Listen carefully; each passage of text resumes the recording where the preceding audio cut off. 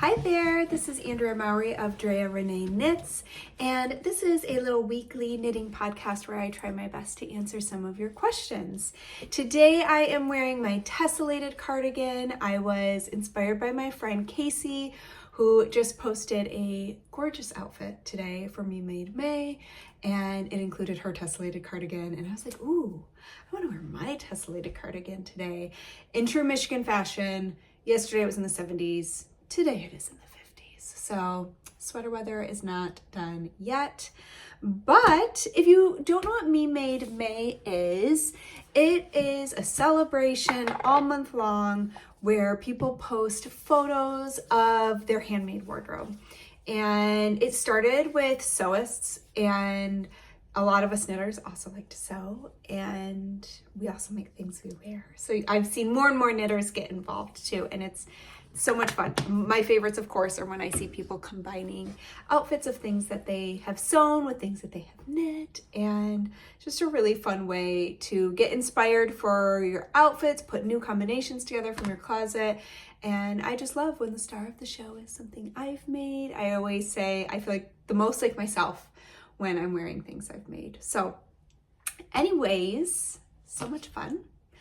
Let's dive into some questions. As always, I will put a link to the tessellated cardigan at the bottom of the show notes for you in case you want to check it out. Let's get going. So question number 1, I'd like to ask about spinning. I'm a bit worried about doing a 3-ply spin. I'm afraid that the colors won't look good for a colorful braid. Is there any way to tell if the spin may look better as a 2-ply or if we should avoid a 3-ply from just looking at the colors of the braid? So my honest answer here is that a lot of it comes with practice. I try really hard to always remember to take a photo of my braid before I've spun it up, and then a photo of the finished yarn, and even better, then you can take one more photo of how it's knit up. Because sometimes something might look gorgeous in the skein after you've spun it, but then maybe when you go to knit it, you don't love it. So taking photos along the way so that in the future you can look at those. You can kind of look at the color application or the different colors that were in that braid and how you felt about it. And ooh, I loved how this turned out, but not so much this. But when it comes to just comparing a 2 to a 3-ply yarn, one of the ways I think about it is the more plies you have, the more blended the colors are going to get.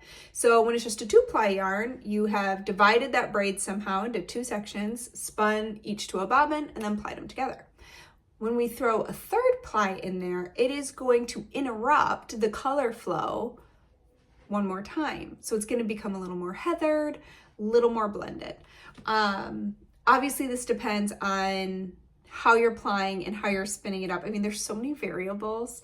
So if you're doing, let's say, a chain ply, well, then you're keeping all the colors intact and it's going to become kind of a gradient yarn, a color shifting yarn.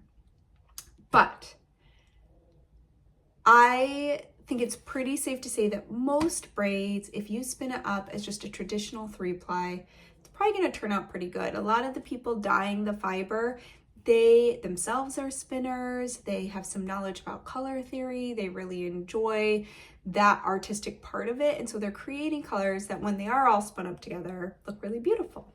Things that maybe would be a red flag and be like, ooh, I might need to be a little bit careful with how I'm spinning this up, is going to be if there's a lot of contrast colors within a braid.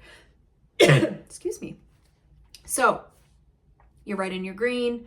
I always call this my sports and my holiday colors, purple and yellow, orange and blue. Those colors are opposite sides of the color wheel. And so when we spin those up in one braid and into one skein, when those colors are hitting next to each other, you've got a lot of high contrast.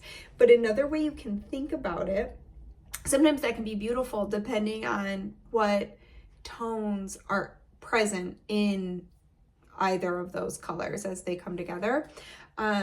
But if you were painting and you were going to swirl those colors together, you'd get brown. So that's kind of, a lot of times we are worried about like muddy. Sometimes it can also be, is everything in that braid, is it all medium?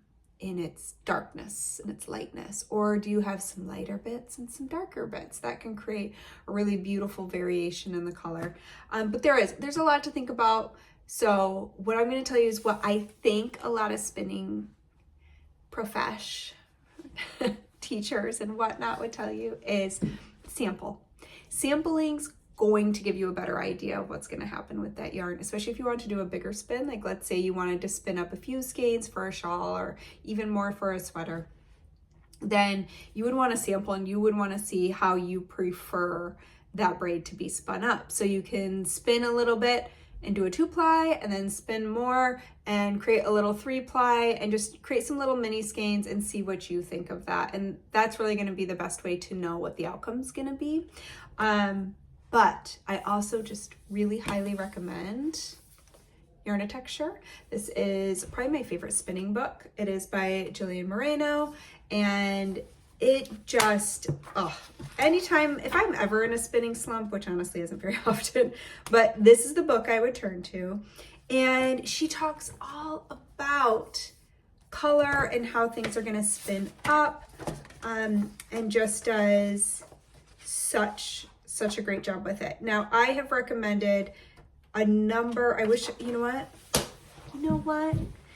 Let's just listen to me talk to you while I run to my bookshelf to grab a couple more books, because I just love this topic.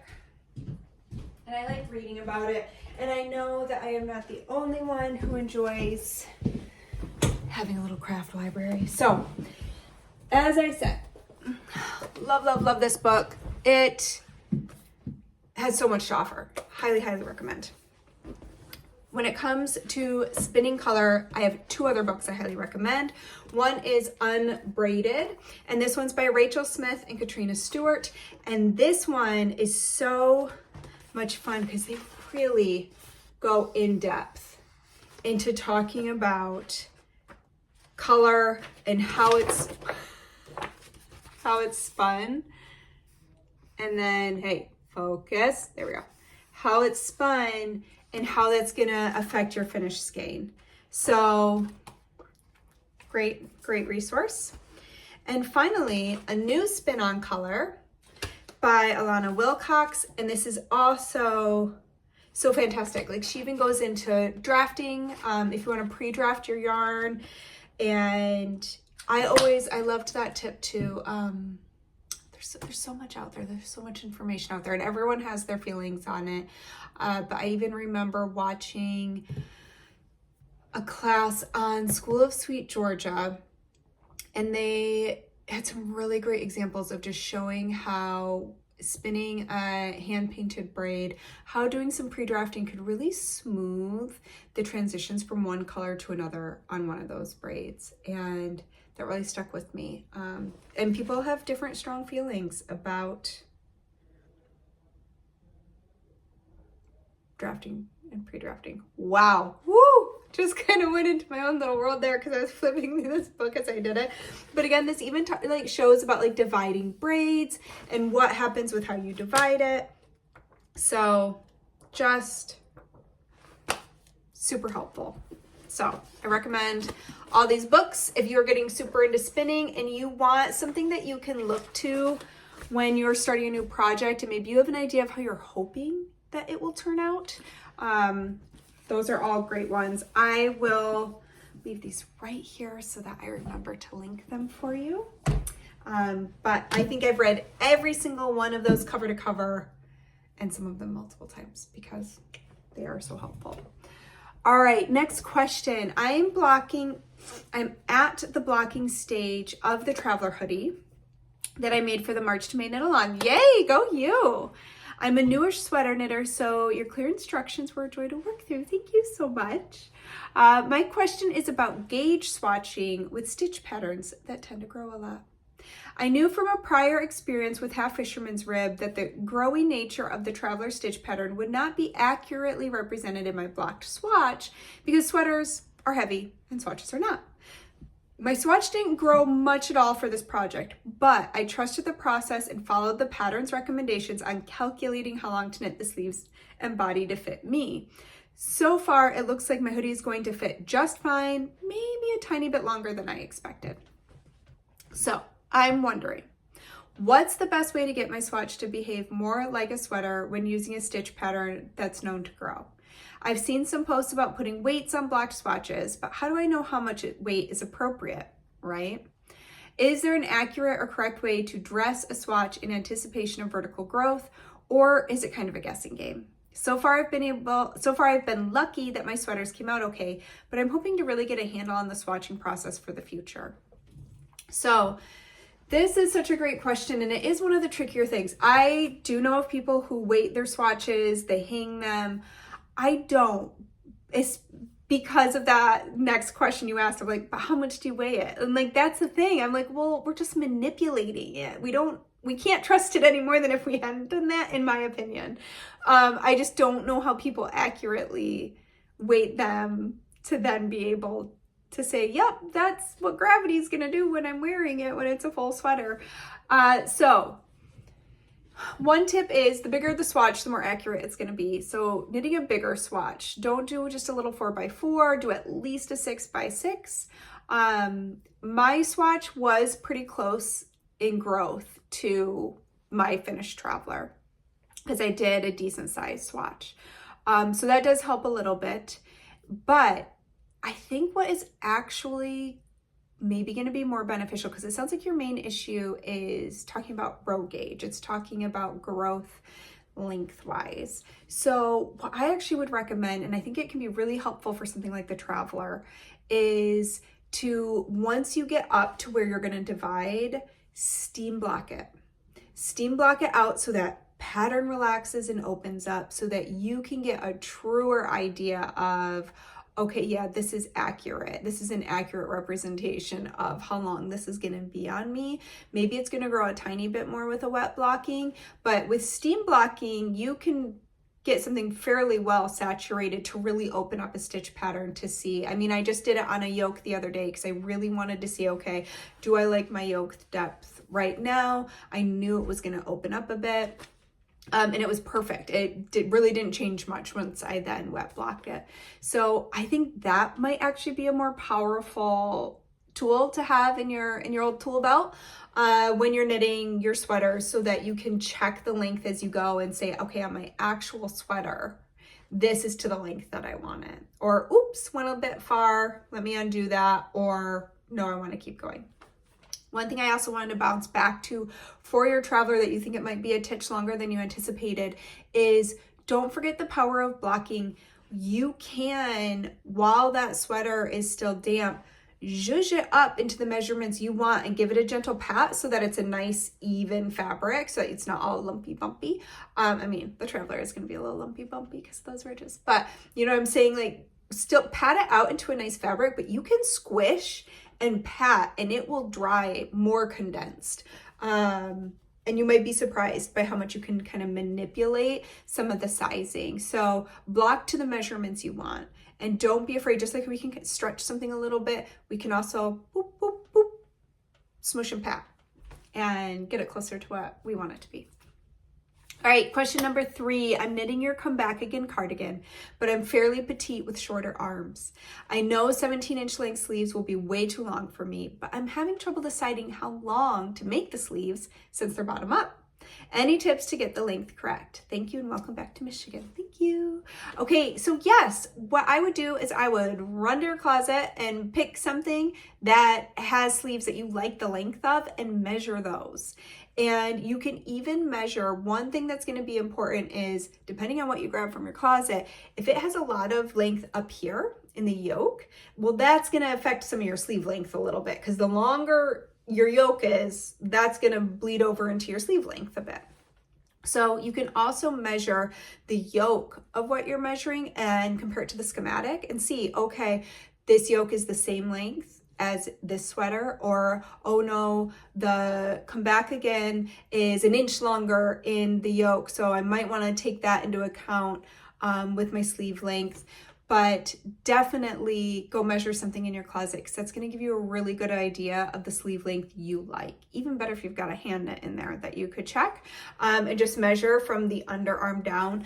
In general, now I'm wearing a drop shoulder now. I wouldn't want to base my sleeve length off of this compared to a raglan, because a drop shoulder is exactly that. It literally, the body of the sweater drops off your shoulder and creates the top of the sleeve. So my underarm's actually up here. So do you see how it has that drop in fabric? So better if you can find another raglan. Even a round yoke would work. Those are usually pretty comparable in as far as yoke depth and sleeves can go. But that's what I would do, is I would reference something in your closet that you really like. Another option is, even better if you've got a friend to help you, but have somebody or yourself measure from your underarm down to where you want that sleeve to hit. For me, I love when it's just above my little wrist bump. This is an ideal sleeve length for me. I used to think that I loved sleeves like this. I don't. I'm constantly doing that when they're like that. So I love like a bracelet length sleeve is kind of my ideal, or right around like a perfect long sleeve, not over my hand. So for me, that is 17 inches. But on a drop shoulder, it's closer to 14, depending on how oversized the sweater is. So I could talk about this all day, right? But you can measure underarm to where you want that sleeve to hit, and then just consider you want to leave usually about 2 inches of underarm space, depending on the ease in that sweater and how tightly it's going to fit. We usually want some wiggle room. Like I have a t-shirt on under here. You want some breathing space in your underarm, so you can see like my underarm's here, but the fabric underarms down here. So usually about 2 inches is a safe bet. If it's a very close fitting sweater, maybe closer to 1 inch, but for the comeback again, 2 inches would probably be a pretty good estimate that you could take off of some of that length. So I hope that helps.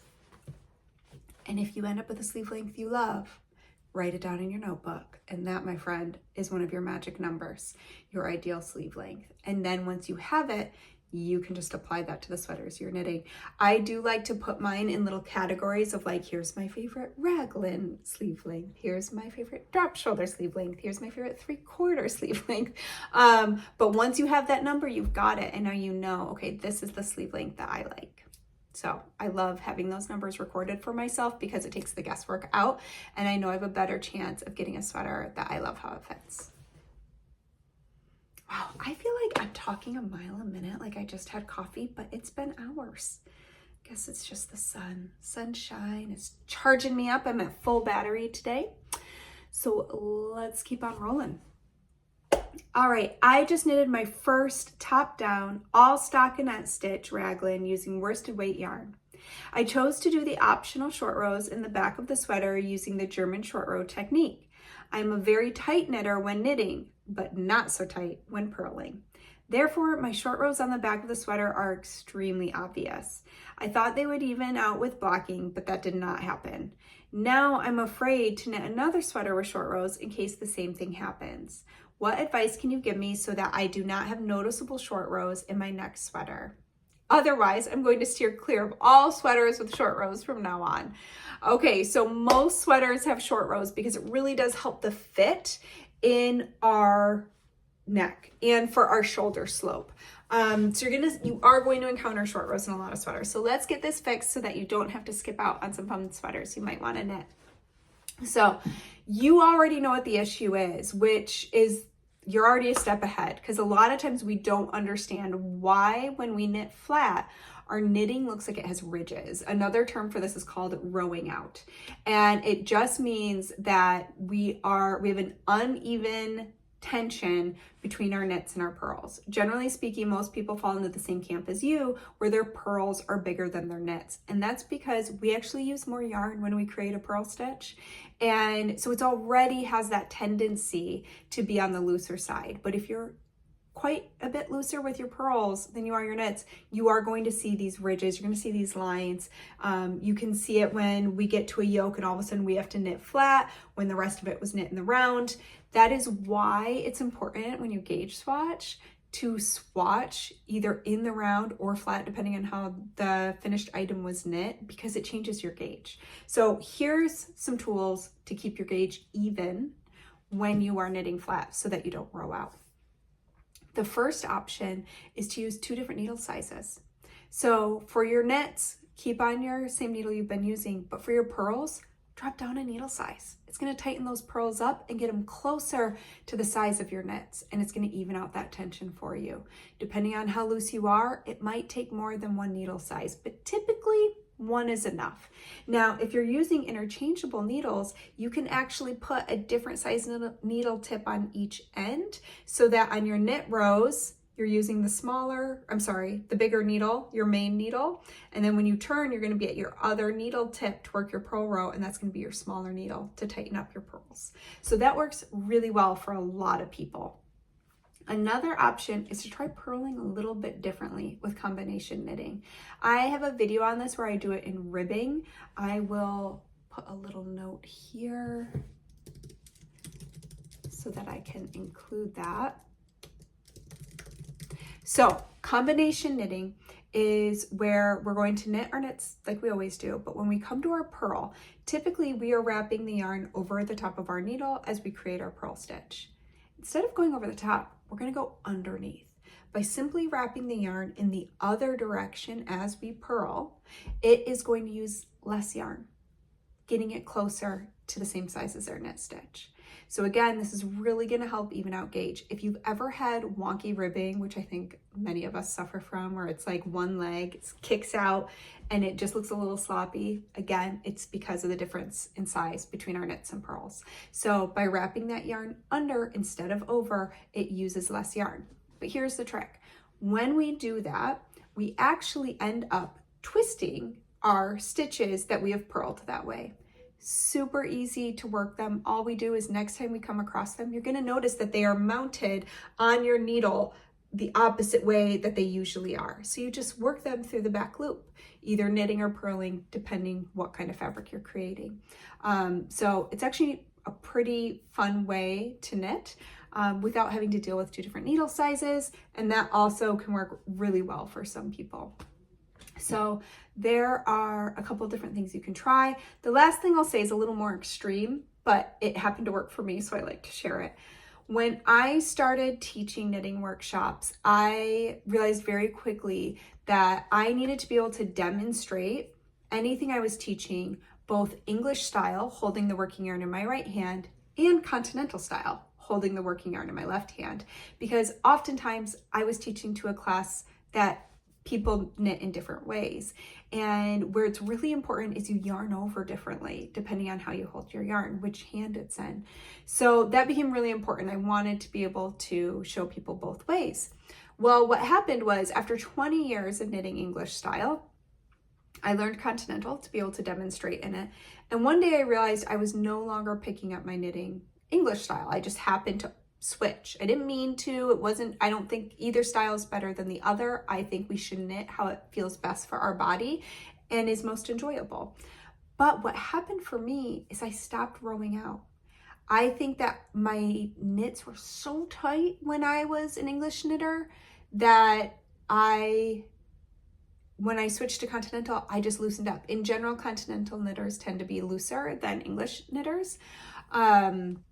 The tension's a little bit different. So it fixed my rowing out, and now I don't even have to worry about it anymore. So it's just kind of a fun, like, oh, look at that. So maybe trying learning a different style of knitting could also be a long-term answer, so you don't have to fiddle with fixes. But the fixes work great, and they're pretty simple to, I want to say implicate, but that is not the word. Initiate? Do? Anyways. So there's a few different things that you can try, and don't give up. You can do it, and it'll help your sweaters fit really great. So I urge you to fall in love with short row shaping. But I also want you to keep your joy while knitting, and fixing that rowing out will make it more joyful. All right, last question. Sweater fit and learning to adjust patterns for my body. Do you have any books or other resources you recommend for learning to make sweaters that fit my body better? For example, my bust cup size is a little large, and if I pick a pattern for bust size, then my sweater ends up too big in the shoulders and upper bust, both in circumference and yoke depth. But I'm afraid to size down and end up with a sweater too tight in the chest.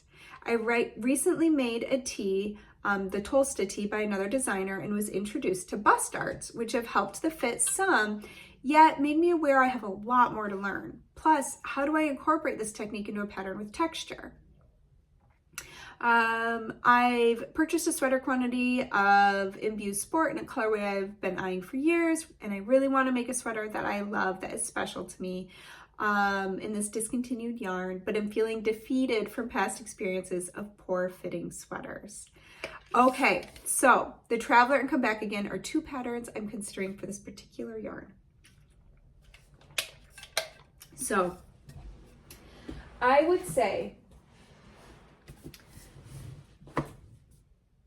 I just had a thought about those fits and I was trying to think, so both the Traveler and the Come Back Again are a bit oversized.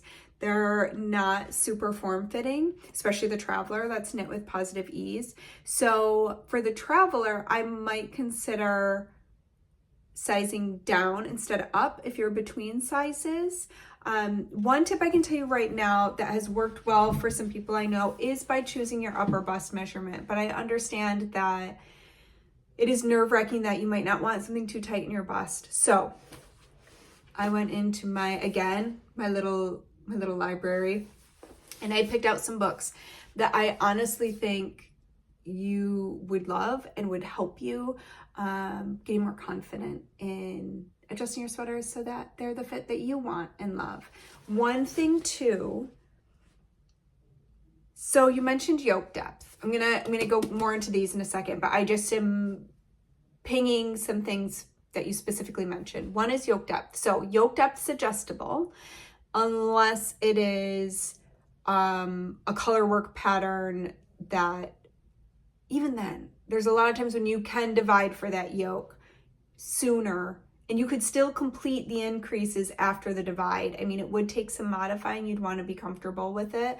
But yoke depth is adjustable. So I would not worry about that so much as I would the other areas of fit. I have mentioned before that I have friends who do pick their size based on their upper bust, and that is helpful. But one thing I noticed, so I teach a class where we do measurements. I end up measuring everybody in the class, and we focus a lot on our own body measurements and then on the sweaters that we've made that work really well for us, and jotting those numbers down like I was talking about earlier in this episode with sleeve length.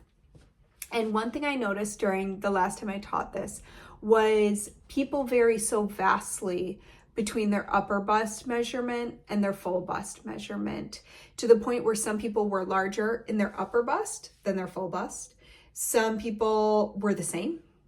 Some people were much larger in the bust than in the upper bust. So it just varies so drastically. So I hesitate to offer that as just a flat out tip, like, well, you could try picking sizes based on your upper bust measurement. Because I think there's a lot of variables there, depending on like our rib cage and things like that. Like this, it can just vary so much. So instead of offering a tip that I can't fully back up or explain, I'm going to offer some books that I think will do a better job. So bust starts and fit in general. I love this book. This is Little Red in the City by Isolde, and it's no longer in print. I don't know if you would be able to find a used copy anywhere, but I believe you can still get it digitally. And this goes all into shaping all kinds of fabulous tips, but especially bust starts. So I know, I can't remember if it was in here. Yeah, like literally goes all in to even calculating bust starts. So highly, highly recommend this. Again, you can still get it in digital form. I will link it. I believe, if memory serves, and I'm like 99% positive, Isolde also did a whole blog post on inserting bust starts into stitch patterns. So like you were saying, you want to try some of these textured patterns, but you might want to be able to put bust darts in there. That might be a really great blog post. So I will also include that link. I'll look for that. Bust darts blog post. Another thing that I have read from some of my petite knitters that have a bigger bust, but then they are smaller in size, and so they're in that place of like, well, if I pick the size that fits my bust, sometimes it just is overwhelming for the rest of my body. And so they tend to really benefit from waist shaping, and I think that can be a pretty easy modification to put in. So that's something to consider too, is after you get through your bust, decreasing some waist shaping in, and then you can always increase back out for more of an hourglass figure. But Amy Herzog wrote some fantastic books all about sweater fit. Knitwear Love, foolproof instructions for knitting your best fitting sweaters in the styles you love to wear. And then there's also the Ultimate Sweater book. So both of these go into like measuring yourself. Ooh. And see, like right here, if you want waist shaping, sweater friendly measurements and how to take them. Just so helpful. So anyways, highly recommend. I'll link all these below, but I think sometimes having a go-to guide. Now, you don't necessarily have to run out to the bookstore or the library if that's not your jam. There's also plenty of information on the internet, and it's just about seeking it out. There is Amy Scher has a blog and goes into all kinds of great information on fit and sweater things. I actually just recently stumbled upon her blog and really think it's a fabulous resource. So I will also put that link in below as well. Excuse me. I'm not sure what this little tickle is all about. But anyways, if anybody else has any fit things like that they found really helpful, I think we all benefit from that. And the more that we can get comfortable, even making minor adjustments, it can really boost our confidence in knitting, especially when we're knitting garments. One thing I always like to remind people too is that we're creating a very flexible fabric. So it just helps me not feel stressed out when I'm trying to do like a modification or playing around with a shape, as I do know that like it makes a very stretchy, forgiving fabric. This isn't a woven fabric. It has a lot of give.